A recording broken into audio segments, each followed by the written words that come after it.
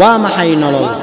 ujeedada noloshu waa inaad Allah kaliya aad aabudo tacaburka noloshu waa inaad wax barato dabeecadaha noloshu waa inaad isbedel sameeyso imtixaanka noloshu waa in la sabraa nuxurka noloshu waa daryeel fursadda noloshu waa inaad dantaada garataa qanaacada noloshu waa inaad iimaan xoogan leedahay hantida noloshu waa caafimaad buuxa iyo qalbi qani ah nuxurka noloshu waa awlaad baari ah oo uu Allah subhanahu wa ta'ala ku siiyo guusha noloshu waa guri iyo qoys farxad leh sirta noloshu waa daacadnimada farxadda noloshu waa inaad dadka caawisaa quruxda noloshu waa inaad wax bixisaa macaanka noloshu waa jacayl dhalashadu waa bilowga nolosha dhimashaduna waa dhamaadka nolosha goortii aan dhalanno waa la adimaa laakiin salaad lama dukado goortii aan dhimanno lama adimo laakiin waa la dukadaa aadaanka dhalashadeenu waxa uu leeyahay salaada dhimashadeena taasi waa sida ay u gaaban tahay nolosha adduunyada